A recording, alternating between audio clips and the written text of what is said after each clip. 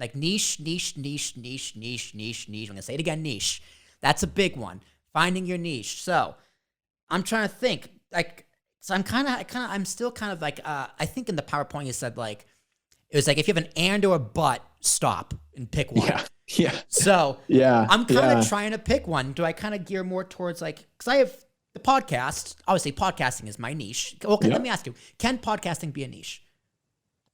It's all levels. So it's obviously a niche. It sounds like the top level. It doesn't sound like niche enough, right? It sounds like, I don't have like a very clear framework for this, but when you say podcasting, you mean not other forms of media, right? So in terms of like media, podcasting is a niche versus newsletters. Let's add what's the next word? It's podcast production, right? Is what we're talking about. So specifically, so there's podcast production, there's podcast marketing, there's podcast distribution, right? Those are the big three. So those are different services, right? Those are different things you can do. The first niche, you do need to niche. So every business is product and market. And you've heard product market fit, product market fit, product market fit, product and market, product and market. They need to fit. The three things you described are products. They're offerings, right?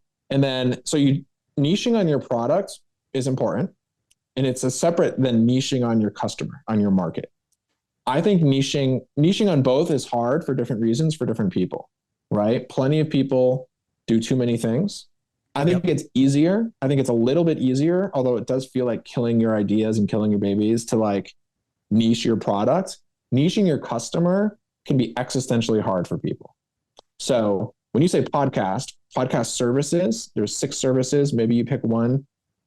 I'm okay with services, especially being a little broader. At some point, you're also just going to figure out. So I kind of don't care at the beginning what your services are, because you're going to figure out what people want eventually. But your customer, if you don't actively figure out who your customer is and get niched and focus on them, they will never find you and you will never find them. And so that is where it's more important. So you didn't even put the customer on the table. Who's the customer? Well, I got 2. That's kind of the problem I have here. Yeah. So that's my and. So that's where I'm kind of at. So I have podcast as a service. What we're doing right now, this is a service. You know, I do the podcast with you. I give you all the content. I give you social copy, this, that, and the other, all the edits, all the clips. So that's a service. I could target that towards a business like yours, right? And then, but also my idea, which I think is unique to everyone else's, because anyone can do what I do. But the idea I have, what I think is unique to others, is targeted more towards the general podcaster. So like, this is a general podcast. This is Talking with Tarashuk. You know, I'm speaking with you now. Last week, it was a podcast professional. Week before that, I was a political commentator, right? Cool. All over the place. Yeah. But that's not necessarily a bad thing. The general podcast, someone that's talk to everybody, can still have a place, because instead of finding a niche, you're creating a niche. So for example, this is a conversation. Don't think of this as a podcast. This is a conversation I'm going to put on a podcast feed. It's going to be on a Talking with Tarashuk podcast feed. Now, my original idea was, okay, I'm going to have Talking Entrepreneurs with Tarashuk as a playlist and subsect of the podcast. But the problem was it got really confusing. So it's like, okay, let me rebrand that. So it's not necessarily a same podcast. It's going to be a different podcast called the Founders Edition, where I'm speaking to founders. So it's a conversation split into 2 different podcasts. So the target audience could be general podcasters looking for niches.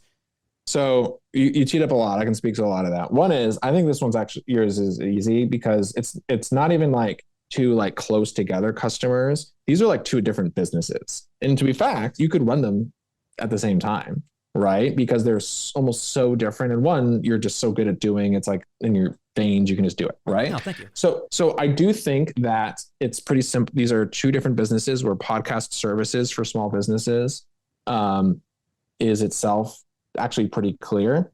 Podcast services, again, there's maybe 3 or 4 different things. It could be all of them. It could be all of them, because if I'm a customer of these services, I don't want just one. I might want the full stack. So the full stack might be the thing. That's very fair.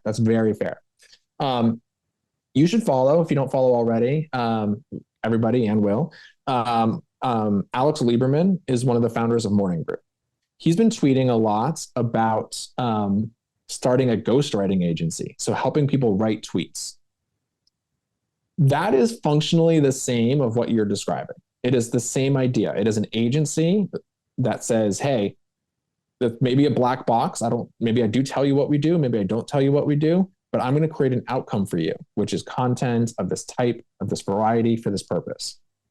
And he's killing it. He's apparently like he's also famous. So he's got 1 million Twitter followers. Everything is easy. Back to my point, everything is easy when you build a $100 million newsletter business. Easy, right? Things like this become easy, but he earned it. But fundamentally, and when you have that audience, he might not need to niche down into like, I'm doing ghostwriting for a very specific group, right? I would think in that side of your businesses, you're going to have a decision about the niche to say, what am I niching down to? Like a type of business? Is it startups? Is it small businesses? Is it like landscaping businesses and Main Street businesses? Or is it like tech businesses? Like and I'm excited to dig into like back in the program, like when we're doing the work, because I think there's a lot of thinking about, this concept of jobs to be done. What do each of the potential customers and niches you could go after really need or want?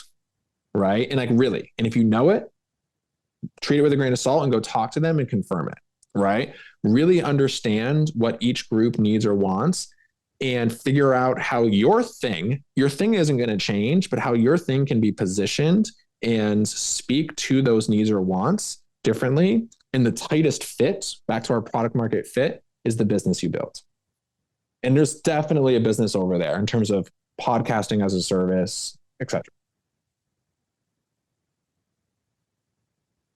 And again, you've got validation, other people are doing it. Like every aspect of that fits and makes sense. And like, I'm like super pumped for you to take that path. The other thing, but I'm just super pumped for you to also do your own podcast. And like, it's not easy to be the next Lex Fridman or like Joe Rogan. Like they were already like kind of famous. I don't really know where Lex Fridman came from. Right. I mean, right. But they were, actually I do know about Lex Fridman is like a researcher. He's kind of like an academic. That's why he talks like he's like very intellectual. But somehow like, I'm sure like 500 episodes in, it started to click. Right. So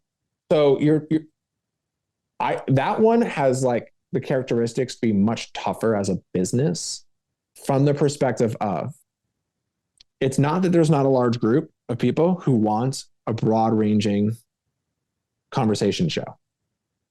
It's finding those people consistently and building a flywheel out of those people. That's going to be really tough. So this is the way I say it to people, that it's like, this is what people get hung up on. They have this like big idea for this big market.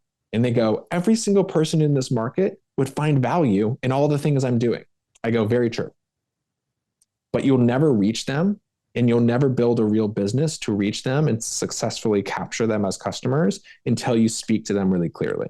And that requires niching. So it just becomes like a chicken and egg question of like, do you want your business to be successful and actually reach one of these people? Then you have to go niche. If you want to like die on the hill of doing the thing that you're passionate about, stay broad. and they're going to die. It's not going to work. Every time, straight up. It just has to happen organically. It has to happen. Yeah, absolutely.